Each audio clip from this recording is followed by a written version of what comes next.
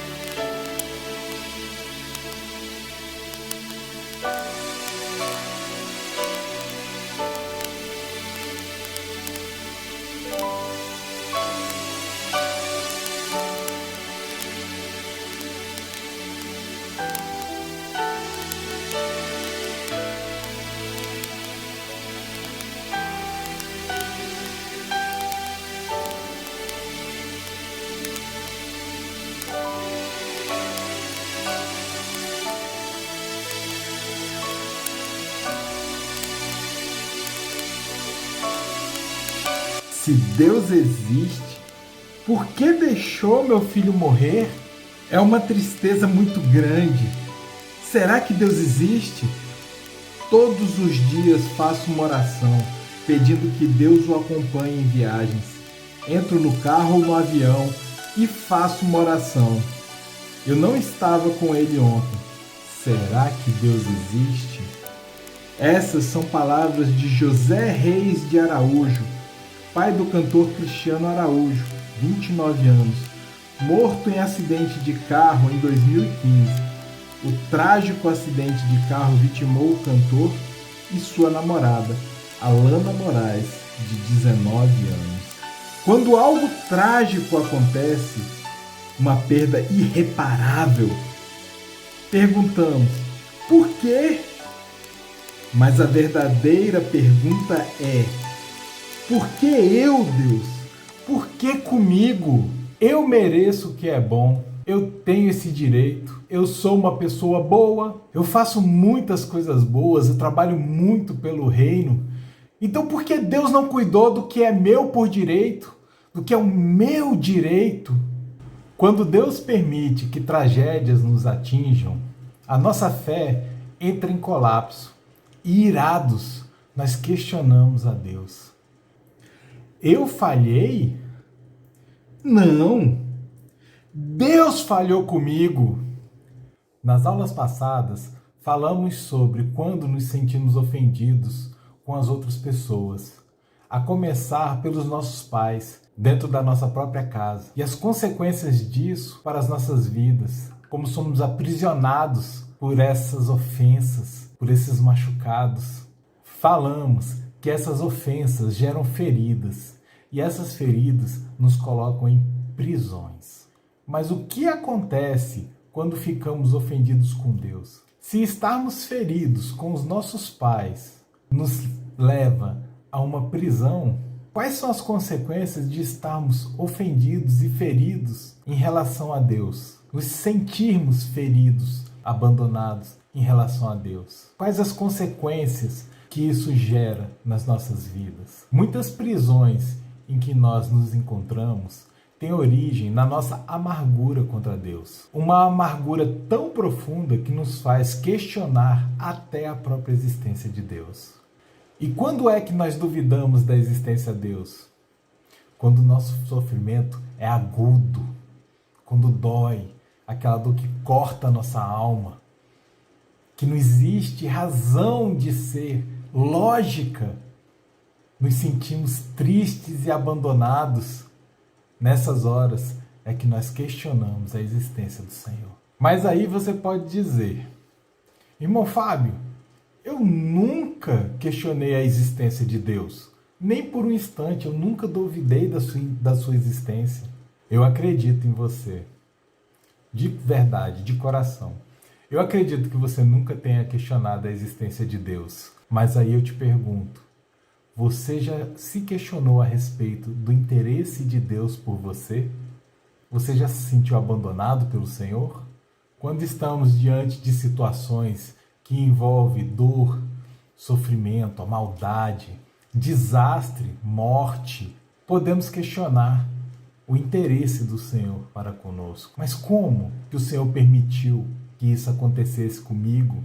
Quando eu e a minha esposa, nós fomos ter nosso primeiro filho, com 3 meses de gravidez, ela começou a ter sangramento e nós perdemos o nosso bebê. Nesse momento, foi muito difícil entender o propósito de Deus naquela situação.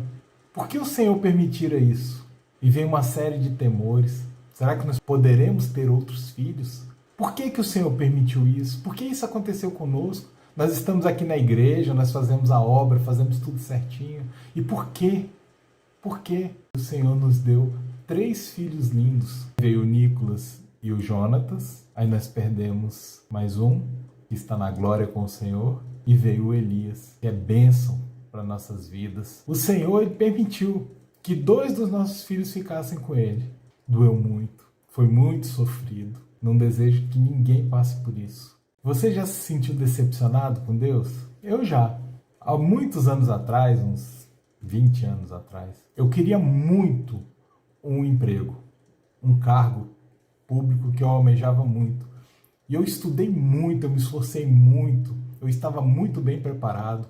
Eu tinha passado em outras provas dificílimas e eu fui fazer esse concurso. E eu não passei nessa prova. Eu não passei por uma questão. Se eu tivesse acertado essa questão, eu estaria entre os primeiros colocados do concurso. Porque eu não acertei essa questão, eu não fiz o mínimo em uma das provas. E a minha nota nas outras provas era altíssima. Eu teria ficado ali entre os primeiros candidatos. Meus irmãos, eu passei muito tempo, alguns anos, irritado com o Senhor por causa dessa prova.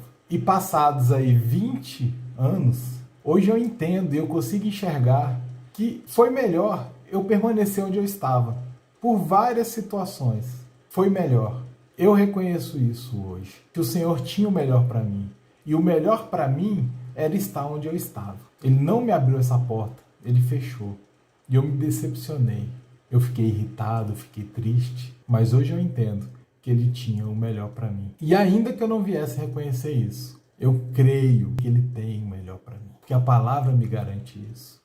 Epícoro de Samos foi um filósofo grego do período helenístico, quase 300 anos antes de Cristo.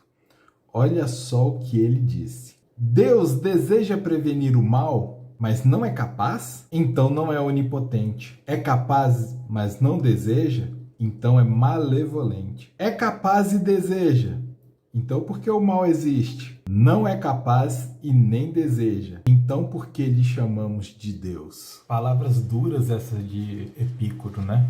Como que você reagiu a elas? Eu fiquei indignado quando eu ouvi a primeira vez e fiquei refletindo sobre elas.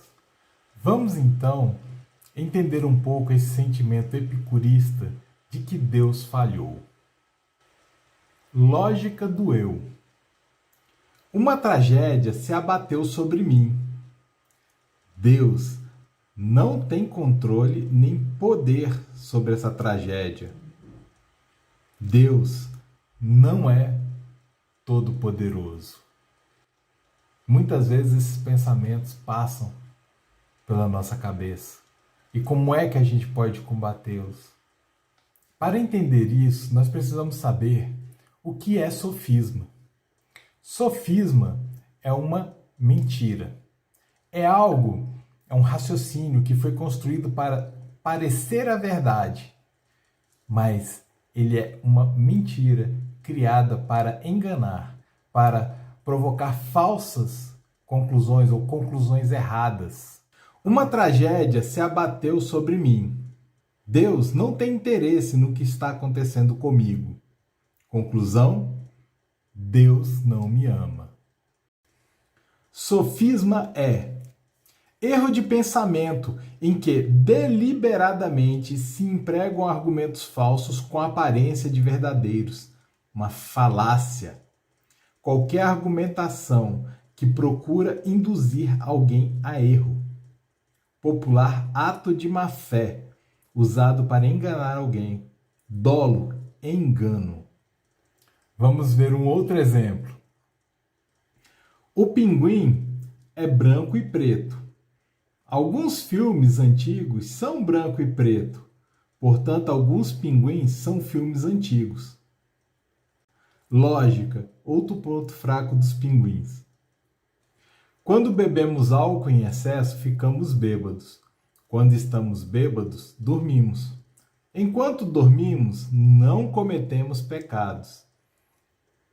Se não cometemos pecados, vamos para o céu. Conclusão: para ir para o céu, preciso estar bêbado. Quando tudo dá errado, eu sou confrontado. Quando tudo dá errado, eu me volto contra Deus. Deus não existe. Mas se Ele existe, Ele não está nem aí para mim. Contudo, é justamente quando tudo dá errado que eu sou chamado a conhecê-lo como Deus, como realmente Ele é. Epícoro, quando escreveu essas palavras, ele desconsiderou um fato importantíssimo, de que a maldade, o pecado, ele entrou no mundo pela escolha de um homem, de Adão. Ele escolheu desobedecer a Deus. Ele fez uma escolha e o pecado entrou no mundo. Mas imediatamente Deus pôs em prática o seu plano de restauração, o seu plano de resgate. E o Antigo Testamento todo aponta para a vinda de um Salvador, de um Rei, que iria levar sobre si todas as nossas dores e as nossas iniquidades. Jesus Cristo. Ele levou sobre si os nossos pecados, as nossas dores, a maldade. Ele se fez mal por nós e morreu na cruz do Calvário para que nós fôssemos resgatados e salvos. Agora, esta terra, como nós a conhecemos, essa terra ela é contaminada pelo pecado. E o que a Bíblia diz? A Bíblia diz que virão novos céus e nova terra. Uma terra nova que não vai ter a contaminação do pecado. Deus, ele é onipotente, onipresente. E ele está aqui resgatando aqueles que querem passar a eternidade com ele. Nós temos uma escolha: estar ao lado dele ou não. Bem, como é que você tá? Corte de sempre? Foi de sempre. Igual o seu, hein? Família, trabalho, como é que tá? Tudo bem, graças a Deus. Que bom, que bom.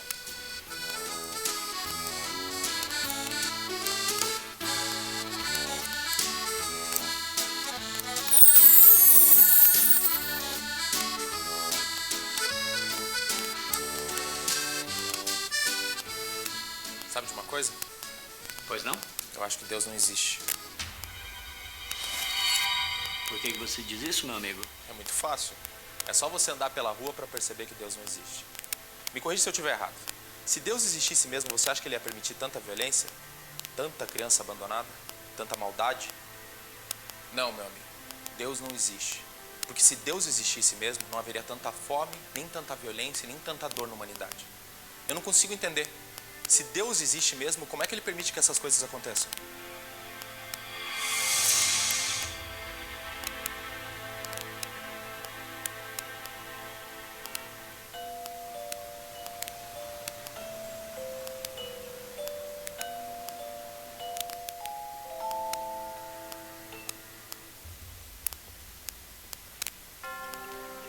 Sabe de uma coisa? Os barbeiros não existem. Como assim? E eu sou o quê? Se os barbeiros existissem, não haveriam pessoas barbudas ou cabeludas, como este rapaz aqui.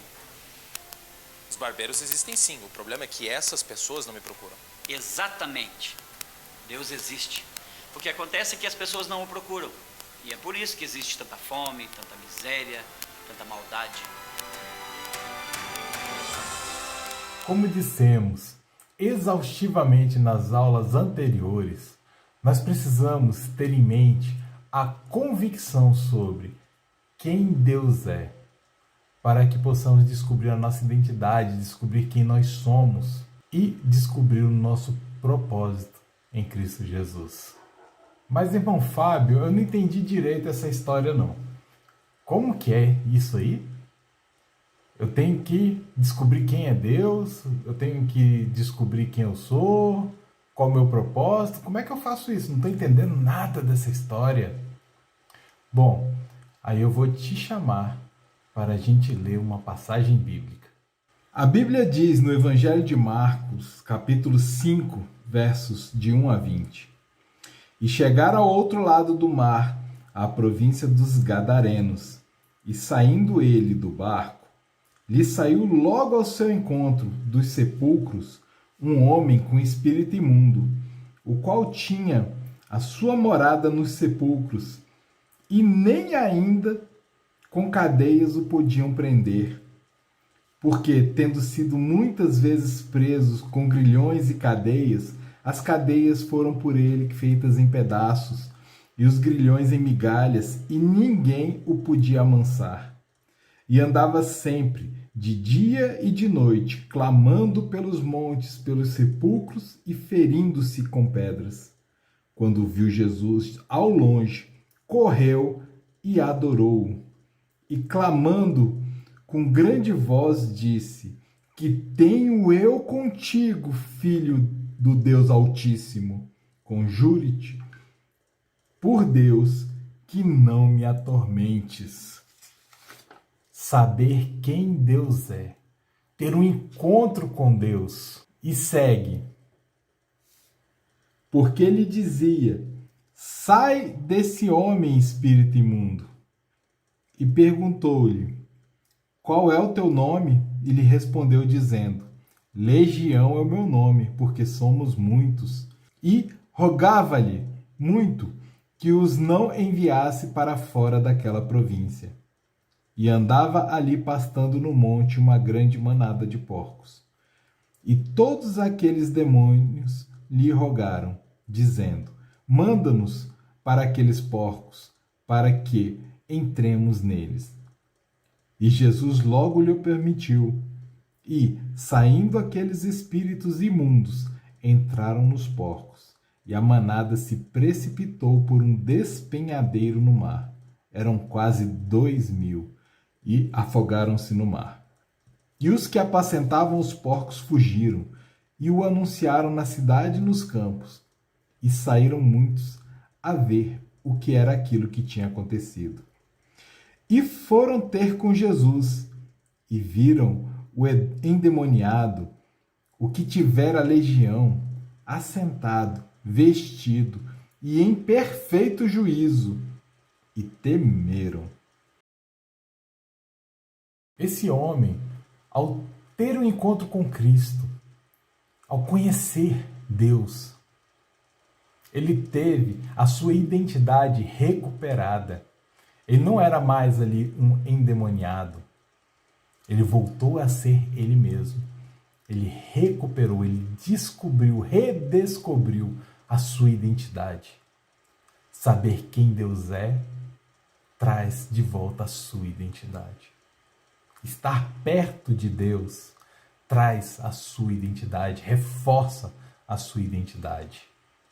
Você não é quem o inimigo diz que você é.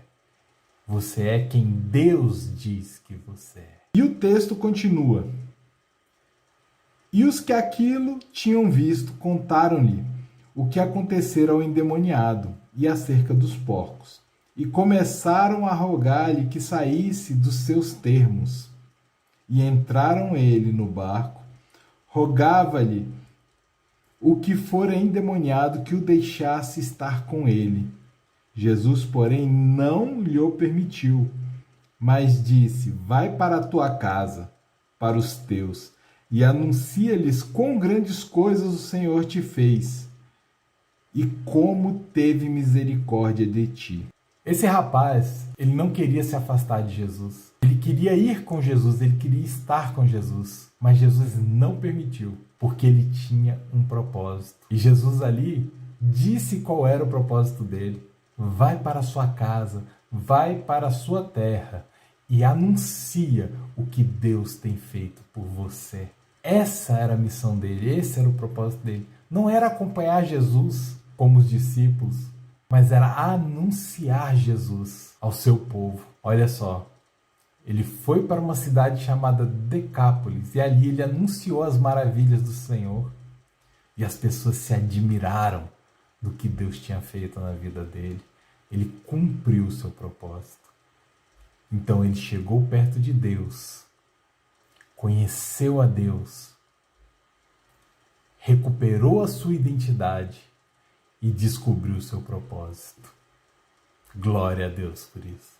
Mas agora vamos tecer aqui umas considerações a respeito desse rapaz. Ele podia ter tido uma outra atitude. Ele podia ter se sentido ofendido por Jesus não ter lhe permitido seguir com ele no barco.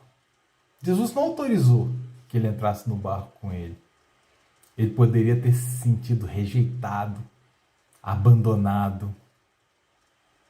Ele poderia ter se perdido em pensamentos de rejeição. Ele poderia ter se sentido ofendido e ali ter começado uma ferida novamente. Mas o que aconteceu de diferente nesse ponto? Acontece que a proximidade de Jesus, a gratidão, a exata noção de onde estava e para onde veio, o tamanho do resgate que foi feito em sua vida, não permitiram que esses pensamentos entrassem em seu coração. Muito pelo contrário, ele descobriu qual era o seu propósito e foi cumpri-lo em Decápolis. E as pessoas ali se alegraram. De novo, quando questionamos a existência de Deus e o seu interesse por nós, revelamos, na verdade, o quanto desconhecemos o Senhor, revelamos o quanto desconhecemos quem é Deus de fato. Revelamos também o quão distante estamos dele. Coisas ruins acontecem porque este mundo está contaminado pelo pecado, povoado por pecadores, que embora desejem fazer o certo, fazer o que é bom, parecem não conseguir. A frustração, ela vem porque Deus não atendeu às minhas expectativas. Nós nos achamos bons, justos, honestos e merecedores da consideração divina. Mas a Bíblia nos revela o quanto somos pecadores, pobres, cegos e nus, que não somos merecedores do céu, mas da condenação divina. Que diferença enorme sobre como nós enxergamos a nós mesmos e como Deus nos enxerga. E nesse descompasso de visão, não entendemos o agir de Deus e desconhecemos totalmente o fato de que Ele tem um propósito para tudo, absolutamente tudo que Ele permite que aconteça em nossas vidas. E qual seria esse propósito? Nos dar a chance de sermos transformados como foi transformado aquele gadareno. Olha o que aconteceu em João, capítulo 9, versículos de 1 a 3. E passando Jesus, viu um homem cego de nascença, e seus discípulos lhe perguntaram, dizendo: Rabi, quem pecou, este ou seus pais, para que nascesse cego? E Jesus respondeu: Nem ele pecou, nem seus pais, mas foi assim para que se manifestem nele as obras de Deus. Ainda hoje, Deus quer se fazer conhecer em nosso meio, e Ele vai utilizar a mim e a você. O nosso irmão Anderson, do Ministério Cristão Gileade, sugeriu que a gente assistisse um filme chamado A Colheita da Fé. Esse filme conta a história real de um pastor que ele foi designado para uma igreja para fazer a liquidação da igreja. A igreja tinha uma dívida muito grande e a convenção nacional deles lá achou que não valia a pena ter aquela igreja mais. Deveria ser liquidada, os seus bens vendidos para pagar a dívida da hipoteca. E a única função que esse pastor tinha que fazer ali era vender tudo. Os móveis, o terreno, o prédio. Esse prédio ele iria se transformar em uma loja. O que aconteceu? Alguns imigrantes, aqui alerta de spoiler, hein? Vou contar o filme. Alguns imigrantes chegaram naquela região com muitas necessidades, sem alimento, sem vestes, e eles foram buscar apoio na igreja local, que era a igreja desse pastor. E ele se apegou demais a esses imigrantes. Mas a igreja ela estava toda destruída. Os relacionamentos estavam todos destruídos. As pessoas elas já não tinham aquela comunhão. Elas estavam muito tristes porque a igreja ia ser desmembrada, vendida. Eles estavam ofendidos. E eles já não queriam mais ali participar das coisas da igreja. E esse pastor, orando um dia, o Senhor falou para ele que ele devia fazer uma plantação. E com os recursos dessa plantação, ele entendeu que eles conseguiriam honrar as dívidas. Ele apresentou esse plano para os imigrantes que forneceriam a mão de obra, apresentou esse plano para os membros da igreja, os membros antigos da igreja, para que eles ajudassem também com recursos e mão de obra. E depois ele foi apresentar esse plano à diocese a qual ele estava vinculado. Depois de muito esforço, ele foi autorizado a fazer a plantação. E eles plantaram, eles regaram, eles suaram, passaram muitas dificuldades e chegou o tempo da colheita. E no dia que que eles foram fazer a colheita, eles fizeram uma festa. Montaram uma mesa com lanches. Muitas e muitas e muitas pessoas vieram participar da colheita. Estavam alegres porque eles iam poder manter a congregação. Mas nesse dia específico da colheita, veio uma chuva imensa, um temporal que devastou a plantação. Eles conseguiram salvar ali algumas coisas. E o que eles conseguiram salvar, eles colocaram num ônibus para ser vendido em outra cidade. E o ônibus foi apreendido pela polícia. Foi para o depósito, eles só conseguiram pegar o ônibus no final da tarde. Tudo que estava dentro do ônibus foi perdido. Aí eu pergunto para você, quem foi que mandou fazer a colheita? Quem foi que mandou fazer a plantação? Foi Deus. Por que se ia ser tudo perdido? Por que se ia ser tudo destruído? Eles ficaram arrasados. Eles ficaram ali entristecidos. Eles ficaram ali questionando se eles tinham ouvido mesmo a voz de Deus. Porque tudo que eles lutaram, tudo que eles planejaram, foi tudo literalmente por água abaixo. E eles fizeram o último culto. Em uma noite, eles foram até o campo, onde eles perderam a colheita. E eles fizeram ali um culto. E durante esse culto, chegou o maioral da igreja, o responsável por toda aquela congregação. E ele pediu a palavra. E ele anunciou ali que aquela igreja não ia ser mais vendida. Ela não ia ser mais liquidada. Agora ela passaria a receber apoio e suporte da sua matriz. Ela passaria a receber recursos e ela seria custeada. Foi um verdadeiro milagre de Deus.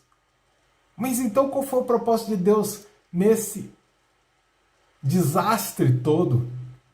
Porque durante todo esse trabalho, todo o esforço despendido ali, eles criaram laços, vínculos que eles não tinham.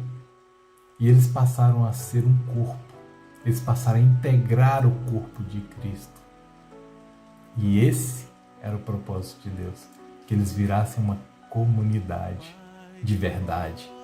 Que eles passassem a ter ali objetivos comuns e cuidados um pelo outro.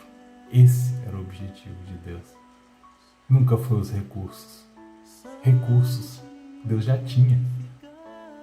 Ele precisava de pessoas compromissadas. Pessoas que fizessem parte do corpo de Cristo. Fica a dica. Assiste esse filme. Meus amados, quando tudo dá errado, quando tudo foge ao nosso controle, quando tudo parece estar acabado, destruído, é a oportunidade que nós temos de viver o milagre de Deus em nossas vidas. Deus quer fazer esse milagre em nossas vidas. Não aceite os enganos, não aceite as falácias, as mentiras, as palavras malignas lançadas contra você. Não acredite que Deus não se importa. Deus se importa contigo até nos mínimos, mas nos mínimos detalhes. Creia, quando tudo parecer dar errado, Deus quer mostrar o seu milagre. Creia nisso. Deus quer manifestar o milagre dele em você. Para fazer isso, muitas vezes vai parecer que tudo deu errado. Mas não. Deus não erra. Não se atrasa. Deus chega sempre na hora. Meus amados, glória a Deus por sua vida, por você ter participado da nossa Escola Bíblica Dominical, por ter permanecido conosco até agora. Nós agradecemos a Deus por sua vida e vamos orar encerrando a nossa escola. Senhor Deus, muito obrigado, Pai, pela tua graça, pela tua misericórdia, pelo teu amor. Muito obrigado pela nossa escola bíblica dominical, pelo Senhor trazer esse conhecimento até nós, Senhor Deus. Que possamos aplicar esse conhecimento em nossas vidas, Senhor Deus, e que possamos fazer diferença na vida dos outros. Que possamos chegar perto de Ti, Senhor Deus, e Te conhecer. Que o engano, Senhor Deus, não venha nos atingir, não venha nos alcançar, Senhor Deus, que a nossa proximidade de Ti, Senhor Deus, afaste de nós todo engano, Senhor Deus. Muito obrigado, Pai, por estarmos aqui, podermos compartilhar, Senhor Deus, a Tua palavra e os Teus ensinos, em nome de Jesus. Amém. Glória a Deus. Fica na paz do Senhor.